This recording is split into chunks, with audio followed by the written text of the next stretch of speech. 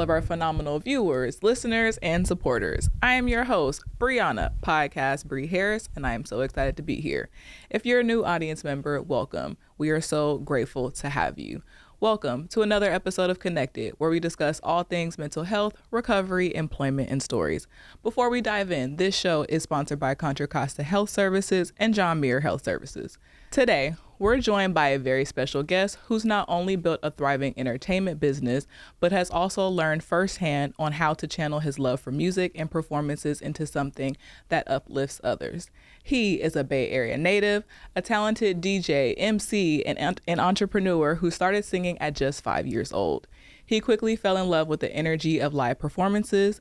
His journey led him to become the driving force behind a unique entertainment company that offers DJ/MC services, lighting, photo booths, and even catering, all while employing his family and creating unforgettable experiences for his clients. But there's more to his story than just lights and music. In the midst of building his business, he is also navigating a personal journey of recovery. In fact, he is about to celebrate 18 years of sobriety this Valentine's Day. Today, we'll dive into the role that purpose and passion play in his life and how they've shaped his mental health, success, and personal growth. Whether you're chasing a dream of your own or simply seeking inspiration, this conversation will remind you of the power of aligning your passions with your purpose. Please welcome Brian Murphy. Wow, man, podcast Bree. Can you just follow me around? And every time we go somewhere and before we come out on stage or we go out into somebody's wedding, we just got podcast Bree. Hop on the stage and announce just like that. Just like that. You got to pay me, Brian. That comes with an invoice. Oh, you know what? I don't have anybody come out unless we're paying somebody. Good. For sure. We'll talk off camera about that. You guys might be seeing me with DJ Murph. Let's work. How you feeling, Brian? I'm feeling good. Yeah. It was a good day today. I appreciate you having me. Podcast Bree, I've been following you as well. So cool. Congratulations on everything that you've been doing as well. Thank you. I've been trying. I've been doing. I can't say I've been trying. I've been doing. That's right. I hear you. And it's good. It's cool to have Brian here and to really sit down and talk with him and hear more about his story and his business. So as Mental Health Connections, we have a lot of events that we do with the county and just personally. And so he comes with his family and he provides the photo booth and the DJ and the music and the lights, and it's always a good time having a Brian Murphy and a Murphy Entertainment around you. So it's good to just sit here and have the conversation and just learn about who you are outside of Murphy's Entertainment. Right on. I appreciate it. Okay. Let's go. When my first question is, how has the journey to Murphy's Entertainment been healing for your recovery? Wow, how has it been healing for my recovery? I think early stages when I got into recovery, like you said, about 18 years ago, although I had passion for music, in the world of recovery, I think a part of it where they say like a successful person in recovery, one of the elements is like being of service. So in the beginning, whether I knew what I was doing or not, it started for the community, and it was literally throwing some sort of show or helping assist a recovery group in an event that they were doing. So that's really where it kind of started. And it was, somebody even said early on, they're like, whether you are doing service inside this organization that you're a part of, that comes in many shapes and forms. So I was doing something outside, and then also it was like my passion versus my path, or alongside of my path in recovery. So both of them were kind of like moving in the same direction. So definitely my music and my like journey with the music through this whole thing has funny like kind of tied itself together with and along the way. Yeah. That's good. And I can only imagine because a lot of times when you're in a dark place, when you are struggling with any kind of addiction or just anxiety, depression, just anything, it's kind of hard to know what your purpose is. Sometimes it's like this big cloud over you. And so to be able to come out of that and have your recovery align with your passion and being of service and also still get to be a part of the party but in a healthy way is very admirable, and I know Absolutely. that was very helpful for you, so thank you for sharing that. And so I know we talked about like you have like an itch for partying and you love it, and I love partying, so I'm not gonna lie. Yeah. But a party can get really dark, and then there are certain substances that may be involved. So like, what does that look like for you in that environment, being working within a party setting, but then still being able to be on the road to recovery? Like, I'm not going to indulge in that. I'm just here for the service. Yeah. So like, how do you kind of work around that? That's a great question. I've been asked that before, like, being in like recovery or not drinking substances or whatever it may be, and being around it. I love the party. Like the party was, it was fun to me. Like it was the social gathering or, the dancing or the karaoke or whatever was going on or the club. Like it all was very attractive to me, and I liked it. But I think when I started DJing, like it gave me a reason to be there. Yeah. Right. And I didn't need to indulge and really haven't had an urge to join in and understand that, I was there to be a part of the party. So honestly, it's a way for me to put myself in the party, but not party too hard. Right. And some of the, places that I've been or done, some people have thought that I was indulging in the party with the energy that we were bringing, because there is kind of like an alter ego or something else that kind of comes out when we're in the heat of performing. But no, it's just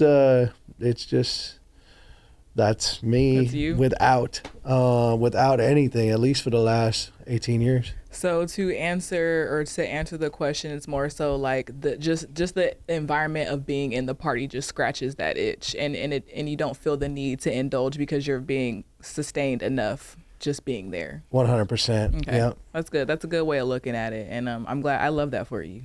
I love that for you. So my next question is, tell us the turning point in which you went from DJ Murphy to Murphy's Entertainment. Well, I'm always DJ Murph. Yes. That's never going to go away. Instead of just a solo act, how did you get to this whole entertainment? Yeah, it was gradual. I think my first goal was to be a DJ. Well, my first goal was to record music because I'm a vocalist. I grew up kind of as a singer from very early on. And I thought that that's where my path was going to go. Yeah. And I even got started doing karaoke DJ is where I started this whole path. And then shortly after, I learned how to DJ, and it was DJ Murph was the name. And the brand, if I started to kind of market myself and book clients, and that went very well. And my goal was, or my obstacle was, that I could only be at so many places at one time. And we started adding services like the photo booth and lighting, and we started getting multi photo booths, and the team started to grow. And we started catering, and it was hard to market for just DJ Murph when we started adding all those services. So now I think it was the pandemic that I changed the logo, and it was the M, it was the Murphy's Entertainment, and that's where we started to brand ourselves more as a multi-op DJ and entertainment company, as well as the sky's the limit, but catering and more to come, because it's this baby that's ever growing. Yeah. And it's genius. They all complement each other, and it all makes sense. we had a guest right before you, and we talked about having your hands in too many pots and then not being efficient in what you do. And so the fact that you were able to add more hands in the pot, but it all complements the major goal, it just works. And you talked about the road being gradual. What stood out to me is when we had our conversation yesterday, and you were like, I feel like you should just pursue ideas sooner. He said, my idea for the photo booth, I thought about it, but it didn't happen for 3 more years after I thought about it.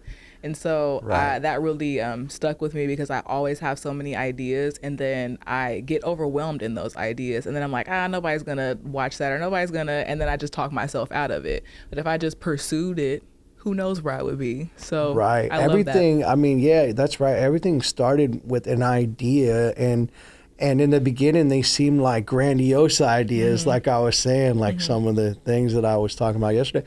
But my learning process behind this was to pull the trigger on ideas faster, right? Like if I have the idea and I think that it's possible and we can work on it, then do it, and do it fast. Yeah. That's cool. So how do you set, you work with your family, you work with your mom. I seen your son at the photo booth. He was like, I think you should pick this prop. And I was like, okay, this is what the kids is using. It was like a little money one. And then he was like, you should flip that around. I was like, thank you. That is not my son. He's not your son. Shout out Gage. Man, everybody, I swear, everybody, but it's an ongoing joke that we have. Like, we'll tell people now when we go out to events that he's my son, because he kind of does resemble me. He looks like I you. know he does. And he wanted paperwork to be done and everything. One time there was this whole Facebook scandal that he was saying that he was and he's 18 years old. I'm not paying 18 years of child support. That is not my child. This is hilarious. Honestly, it's shout out my buddy RJ. It's my buddy RJ and Tiffany's son. Oh, and man. We call them our sister company, and we help them with their vision in the beginning. I loved RJ's vision because he owns the Bussin' Company, which is a party bus company in the Bay Area, that he converted these like school buses into these like themed buses, and they're lit in the Bay Area. He's got 5 of them, and he's baby bussing, but Gage has been my little right-hand man throughout the last few years. And but I'm glad we got that moment. Don't cut that out. I didn't do my journalistic work properly. I for sure thought that was your son. You gotta, this is the part in the podcast where you guys is like, bloop, this is who I thought was his son. Right here. Boop, you gotta throw a picture of him. And it's funny because when we were talking yesterday, I was like, why hasn't he brought up his son yet? He don't want to talk about his kids? Like, no, I have a 2.5-year-old, and she is the only one. Okay. She is the one. Okay, your mom. Your mom is for sure your mom, right? That's she your mom. mom? Okay. Yeah, all right, cool. I met her.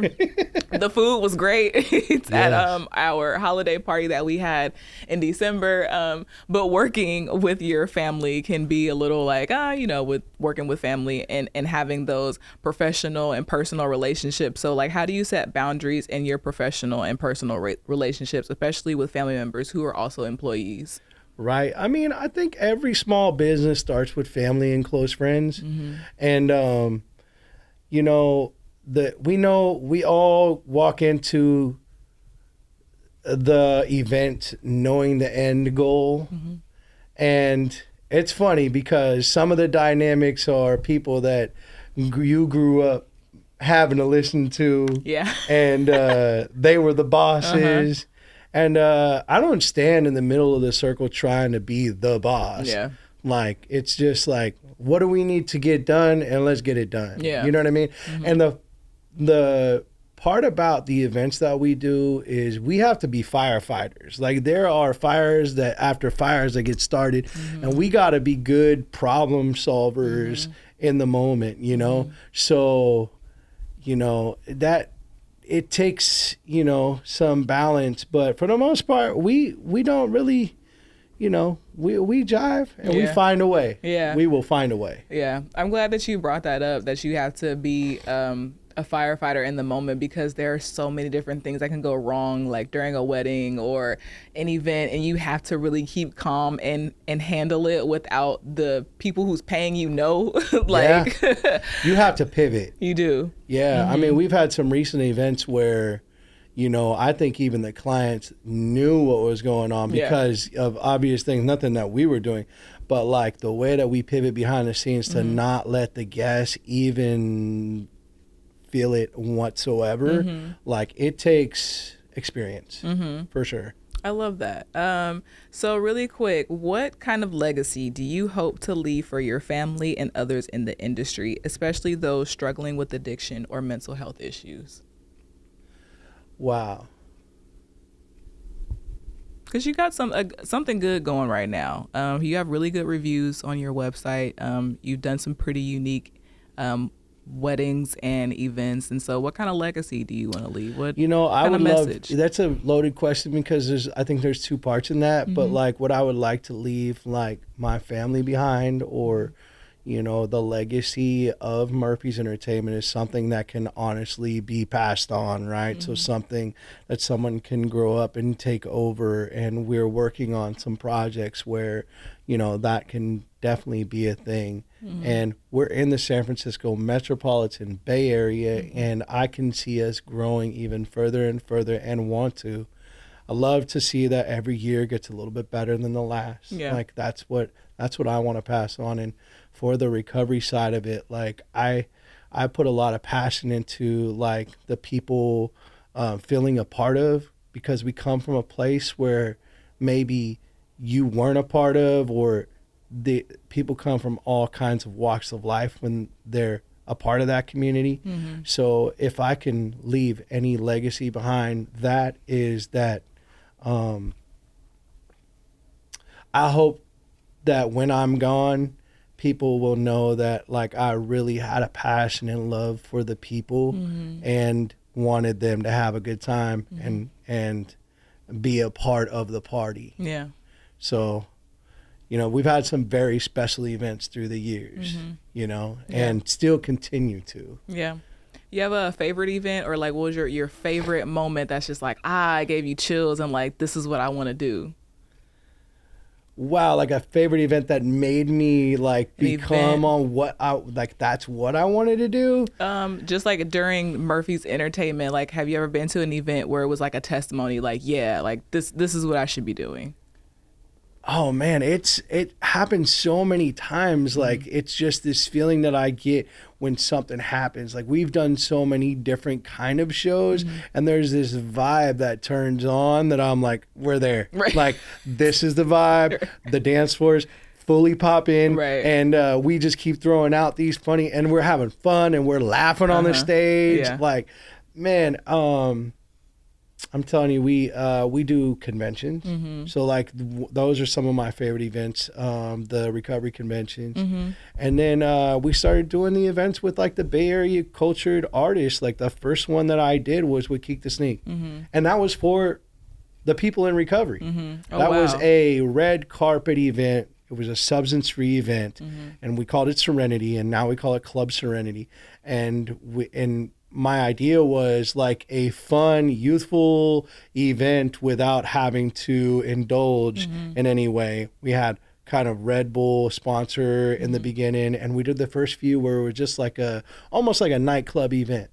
But like a few went on and made the relationship with Keek, and we called it Yada Da Clean. Hey. So and they all came out like from all different of the areas, and I caught a bug with that. And so then it was, Rappin' Forte, RBL Posse, Doobie, a lot of people from Thiz. I've done work, and then we started the podcast. I've done, shout out La Russell. We've done a few shows now. Did a backyard show with them. Doing another one coming up in May, so check that one out. Right, it was the first pergola show outside of his own backyard, and we called it the Pittsburgh Pergola. So, I've seen so that. shout out to Russell, because Shout out Russell. he's doing a lot, and Yeah. and I just love that energy, and Yeah, it's just it's a space to create. Yeah. That's what I love. Oh, so many things to unpack. We have so little time, but we'll talk more. So, before I wrap up this episode, you are about to be 18 years clean next Friday, and